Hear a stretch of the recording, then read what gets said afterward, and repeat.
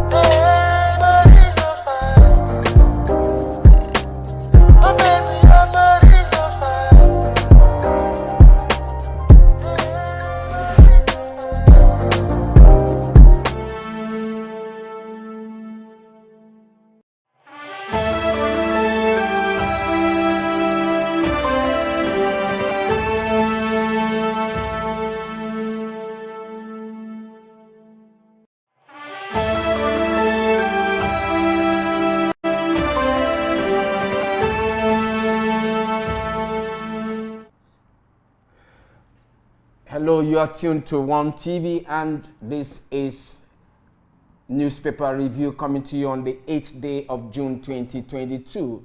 We apologize for bringing the program late to you, but we believe that the rest of the program shall run smoothly.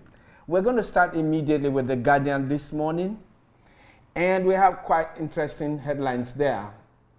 It says first, consensus fails, 14 aspirants on ballot for APC presidential ticket.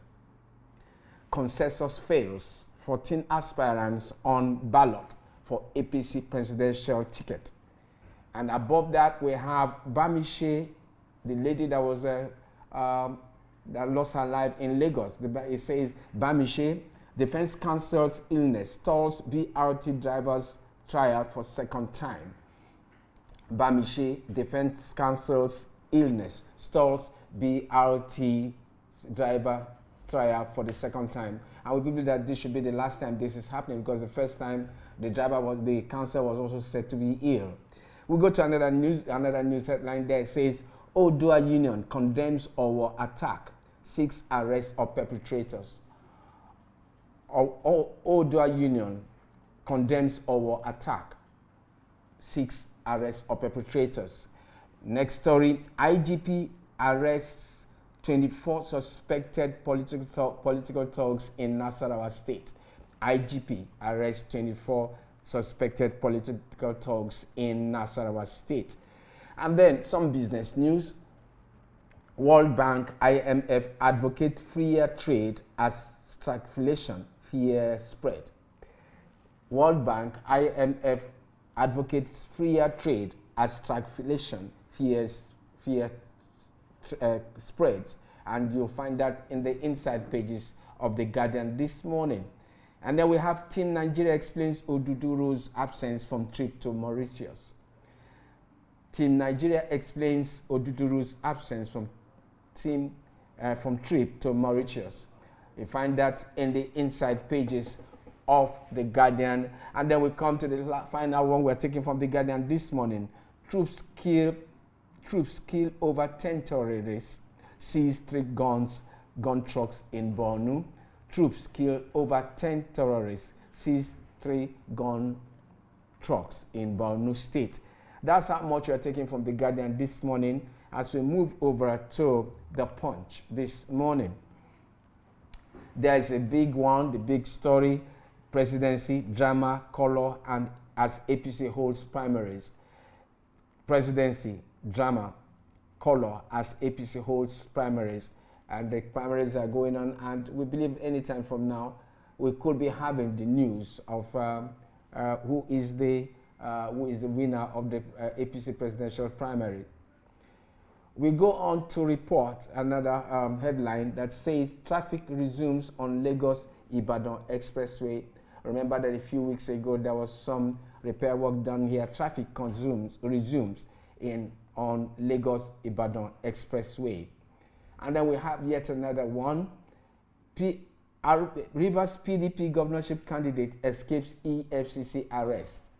Rivers PDP governorship candidate escapes EFCC arrest.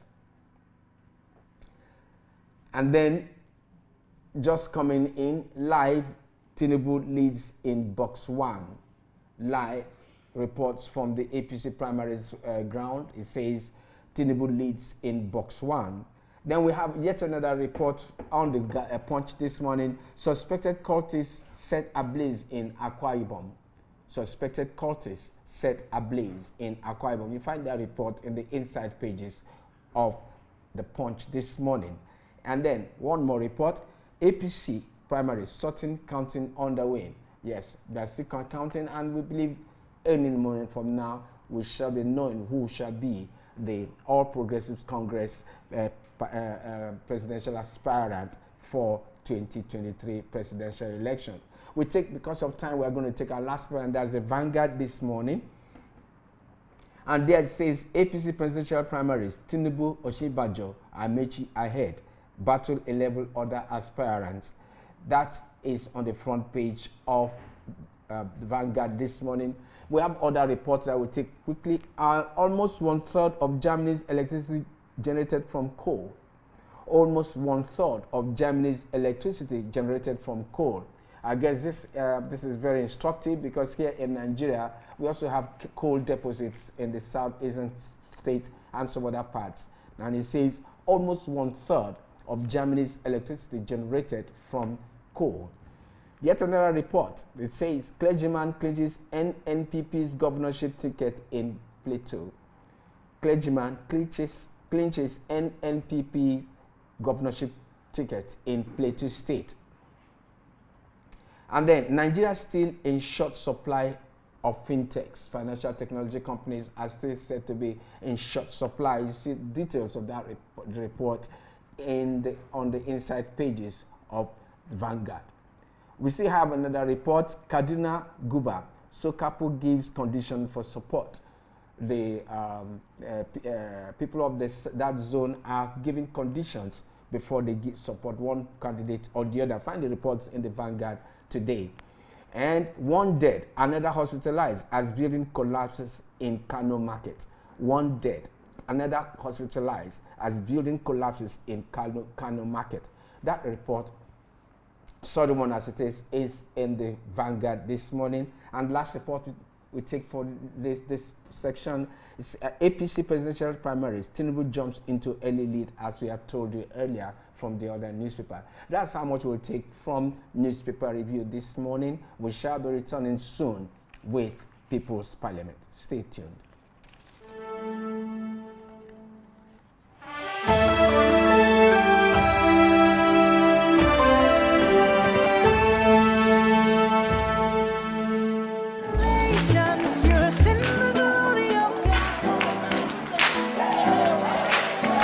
Done so much for me, I cannot tell it all.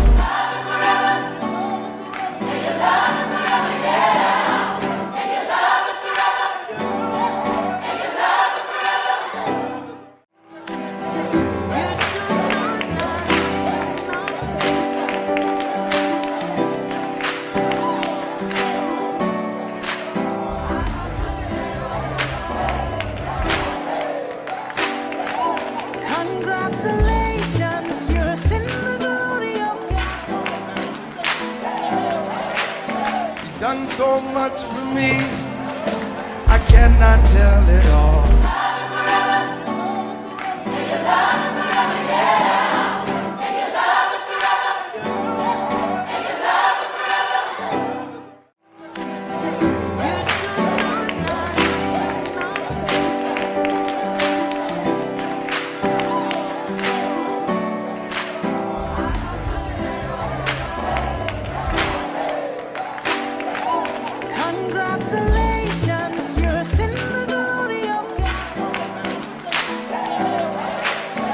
Done so much for me, I cannot tell it all.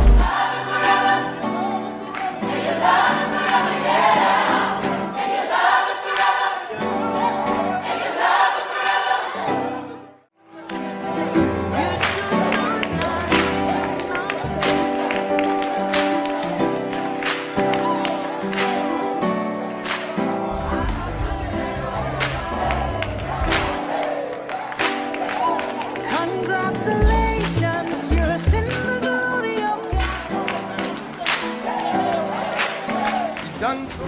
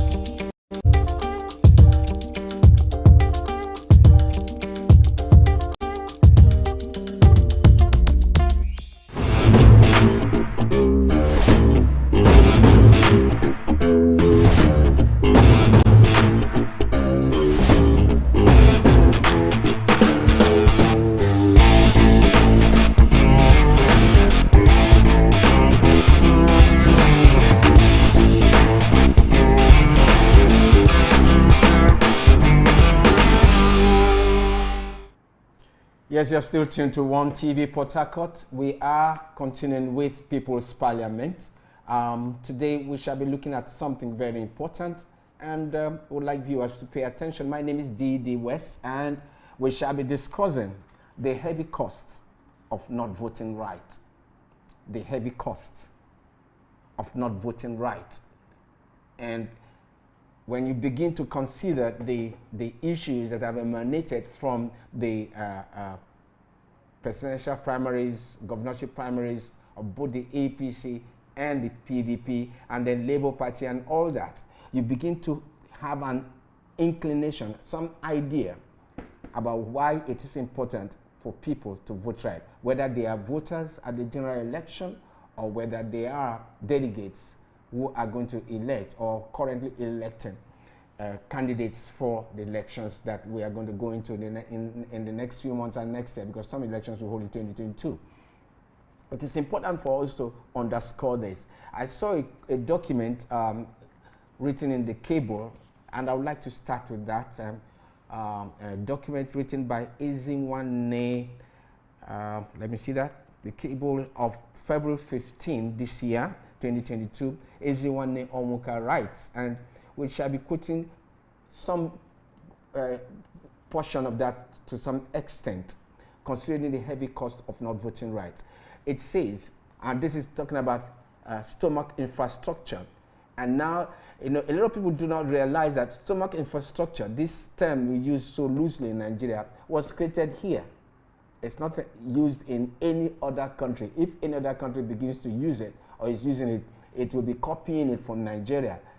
And that gives you an idea. By the time I finish reading what I'll read here, it gives you an idea why you need to vote right, no matter what you are offered. Now, what we are offered, because we are also involved.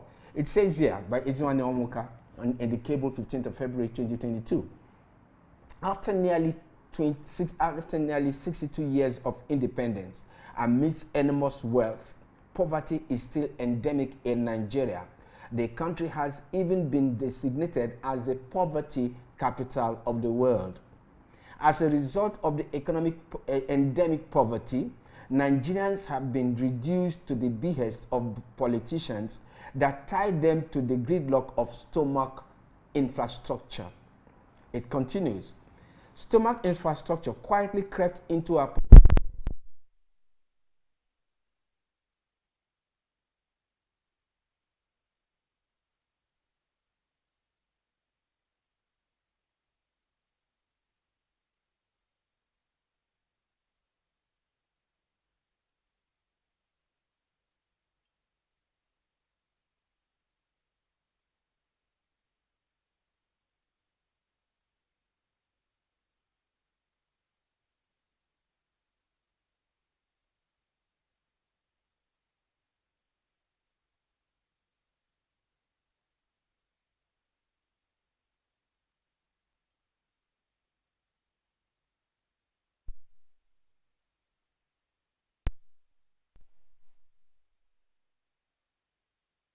immediate gratification.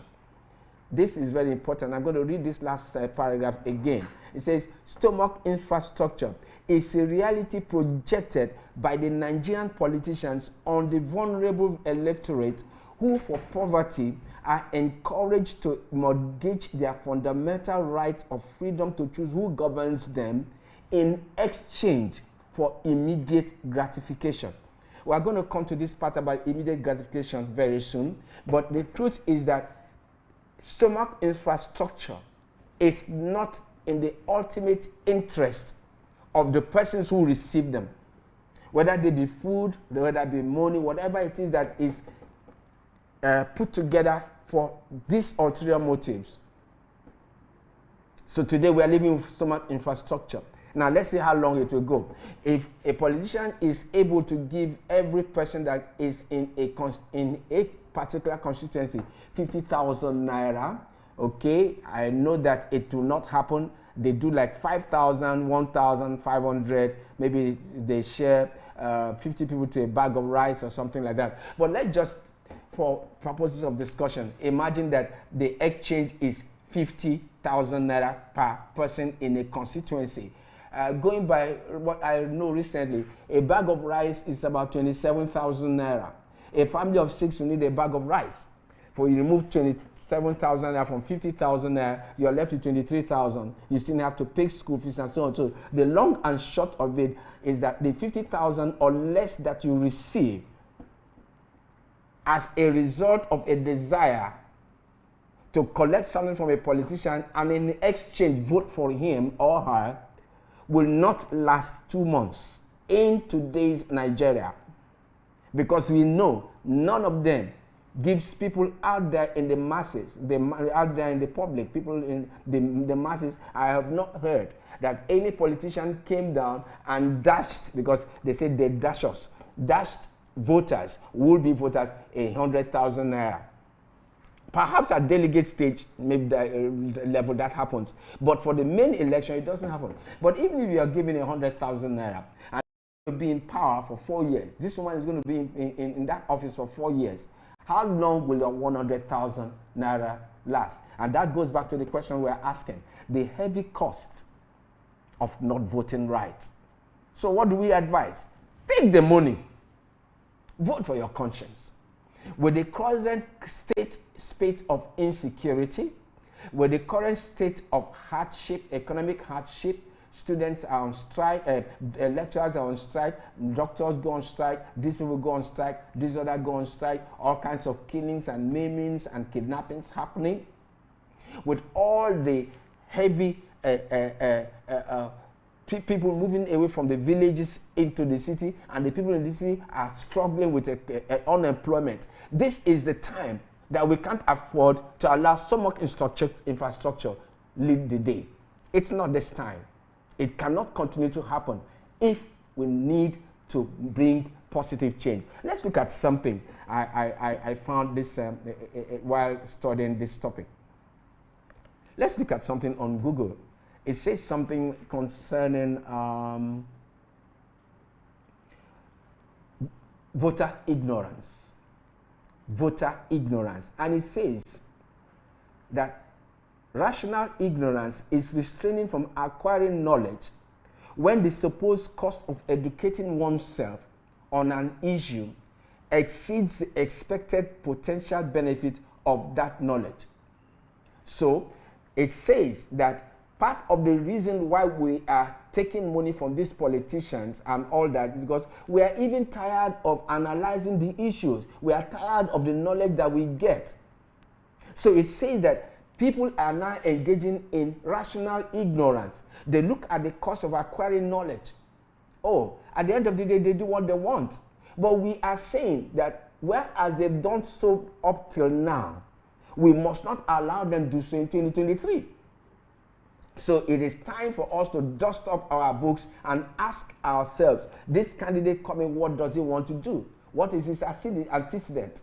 This political party that has been in power for so years, or that political party that has been in the state or local government, what have they done?